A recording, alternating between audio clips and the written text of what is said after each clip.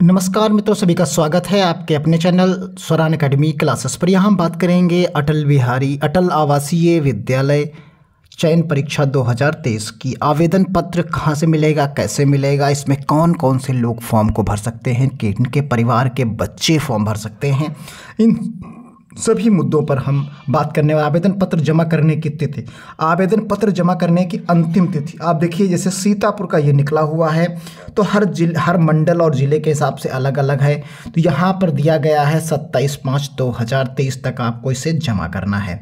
ये आपको BSA office से ही मिलेगा, सीतापुर से ही मिलेगा, या आप सभी लोग अपने अपने ज़िले में जाकर बीएसए ऑफिस से पता कर सकते हैं। अटल आवासीय विद्यालय के मंडल का नाम जिसके लिए आवेदन करना है, क्योंकि यहाँ पर मंडल वाइज परीक्षाएं होनी हैं, वहीं सारी चीज़ें होनी हैं मंडल पर होंगी। तो यहाँ पूरी डिटेल में भरना है। देखिए, एक एक चीज़ आपको भरनी है, जन्मतिथि भरनी है, उम्मीदवार की श्रेणी भरनी है और पहचान चिन्ह भरना है, वर्तमान डाक का पता, मोबाइल नंबर, श्रमिक श्रेणी। देखिए, ये सबसे इम्पोर्टेंट है। यहाँ पर आप देखिए इम्पोर्टेंट है श्रमिक श्रेणी में आवेदन हेतु सूचना। तो श्रमिक आवेदक के पिता माता का पंजीकरण संख्या, ये जिसके पास होगा, जिस परिवार के पास होगा, जिसके माता पिता के पास होगा, वही बच्चे फॉर्म भर सकते हैं। इसमें आप देख सकते हैं यहाँ पर उम्मीदवार के विद्यालय का विवरण जहां पढ़ रहा है तो वो बाकी डिटेल आप यहां पर विद्यालय का नाम, ब्लॉक, जनपद का नाम, कक्षा 5 में प्रवेश की तिथि और उत्तीर्ण होने की तिथि, हिंदी अंग्रेजी किस माध्यम में है वो, और वहां के प्रधानाचार्य और का हस्ताक्षर, यहाँ पर मोबाइल नंबर और मोहर होगी, और आवेदक और उम्मीदवार का माता पिता व अभिभावक की घोषणा यहाँ पर है। और उसके बाद नीचे की तरफ जब आप आएंगे तो यहाँ पर प्रवेश पत्र है। तो इसमें सारी चीज़ें, परीक्षा की तिथि आपको नहीं भरनी है, परीक्षा के केंद्र का नाम नहीं भरना है, और यहाँ नीचे उम्मीदवार का नाम, रोल नंबर नहीं भरना, उम्मीदवार की जन्मतिथि भरनी है, उम्मीदवार के माता पिता अभिभावक का नाम, श्रेणी, कुछ चीज़ें भरनी है, कुछ चीज़ें यहाँ पर छोड़ देनी है। तो इस तरीके से चीज़ों को भरकर प्रवेश पत्र जारी करने वाले अधिकारी हस्ताक्षर यहाँ पर करना है उसे। तो ये तो फॉर्म हो गया। अब लास्ट डेट भी हमने आपको बता दी। कहाँ से मिलेगा ये? बीएसए ऑफिस, हर जिले के बीएसए ऑफिस में जाकर आप संपर्क कर लें, वहाँ से आपको निःशुल्क ये फॉर्म मिलेगा। और यहाँ जैसे शैक्षिक सत्र के लिए कक्षा 6, ये क्योंकि कक्षा 6 के प्रवेश के लिए है, जो कक्षा 5 में पढ़ रहा होता है, नवोदय विद्यालय की तरह ही है। और 11 जून को इसकी 11 बजे से परीक्षा आयोजित की जाएगी। तो ये चीज़ें आपको क्लियर हो गई हैं। बाकी डिटेल्स हम सभी जो जहाँ परीक्षाओं का आयोजन होना है उनको भी दिखा देते हैं हम। अब देख सकते हैं यहाँ पर अटल विद्यालयों के लिए 18 जून तक होगी प्रवेश परीक्षा। देखिए कब कहाँ परीक्षा होगी। सभी मंडलों पर होगी। आगरा में 18 जून को होगी, अलीगढ़ में 11 जून को होगी, अयोध्या में 7 जून को, आजमगढ़ में 11 जून, बांदा में 28 जून, बरेली में 28 मई और बरेली में 18 जून, बस्ती में 11 जून, गोंडा में 10 जून, गोरखपुर में 18 जून, और यहाँ पर आप देख सकते हैं झांसी में 28 मई, कानपुर में 18 जून, लखनऊ में 11 जून, मेरठ में 18 जून और मिर्ज़ापुर में 14 जून, और यहाँ पर मुरादाबाद में 9 जून, प्रयागराज में 11 जून, सहारनपुर में 17 जून और वाराणसी में 25 मई को। तो यहाँ पर आप सभी लोग देखिए, पहले चरण में सभी मंडल मुख्यालय में खोले जा रहे हैं। एक एक स्कूल में नए शैक्षिक सत्र में बच्चों के लिए पढ़ाई शुरू की जाएगी। प्रत्येक विद्यालय में 40 यानी 80 बच्चों का चयन होगा।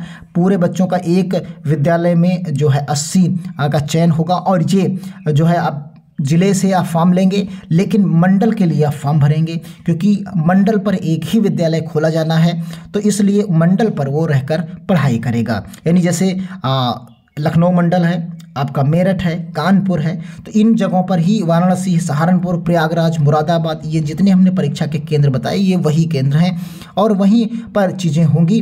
तो ये 40 नवोदय विद्यालय में जैसे 80 बच्चे जाते हैं वैसे यहाँ भी 80 जाएंगे। बस 40 के 2 टुकड़े होंगे। वहाँ भी 2 तरीके से होते हैं, 2 सेक्शंस चलते हैं। तो वही यहाँ पर डिटेल दी गई है। अगर हम प्रश्न पत्र की बात कर लेते हैं यहाँ पर, तो चयन परीक्षा की अवधि 2 घंटे होगी।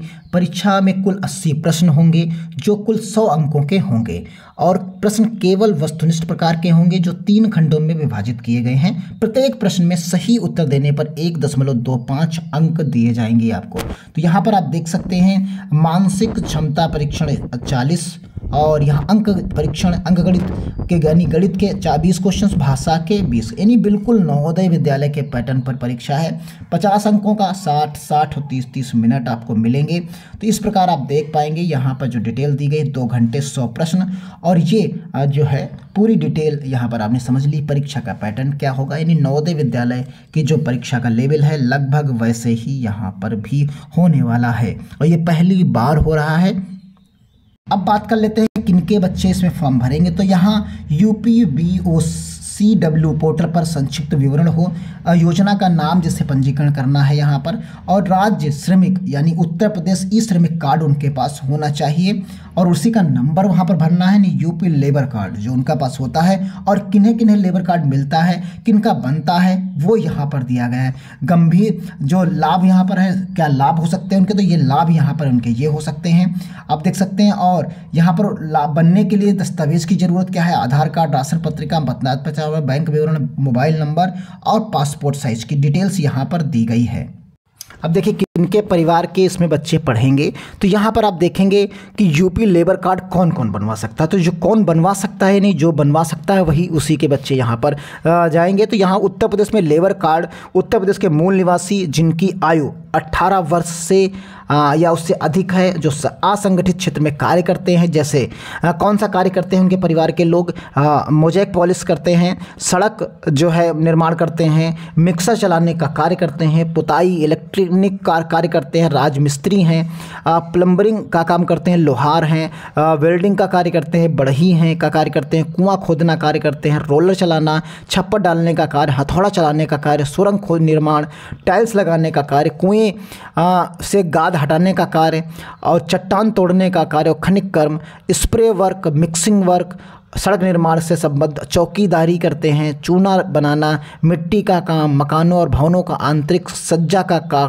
कार्य, बड़े यांत्रिक कार्य जैसे मशीनरी, पुल निर्माण आदि, अग्निशमन प्रणाली की स्थापना और मरम्मत का कार्य, ठंडे व गर्म मशीनरी की स्थापना, बाढ़ प्रबंधन व सीमेंट, कंक्रीट, ईंट आदि ढोने का कार्य, लिफ्ट एवं स्वचालित सीढ़ी जो है स्थापना का कार्य, लिपिकीय लेखा कर्म और सभी प्रकार के पत्थर काटने, तोड़ने और पीसने का कार्य, सुरक्षा द्वारा उपकरणों की स्थापना, मिट्टी बालू मोरंग के खनन का कार्य, ईंट भट्टों का निर्माण, ईंट निर्माण कार्य, सामुदायिक पार्क या फुटपाथ का निर्माण, रसोई में उपयोग हेतु मॉड्यूलर इकाई का स्थापना, खिड़की, ग्रिल, दरवाजे और गढ़ाई का स्थापना, बांध, पुल, सड़क निर्माण, भवन निर्माण यानी स्विमिंग पूल, गोल्फ कोर्स आदि सहित अन्य मनोरंजन सुविधाओं का निर्माण कार्य, ये जो लोग करते हैं वही उन्हीं का ये श्रम कार्ड बनता है और उन्हीं के जो है रजिस्ट्रेशन करने के बाद जो है वो लोग इसमें फॉर्म को भर सकते हैं। तो अगर आपके परिवार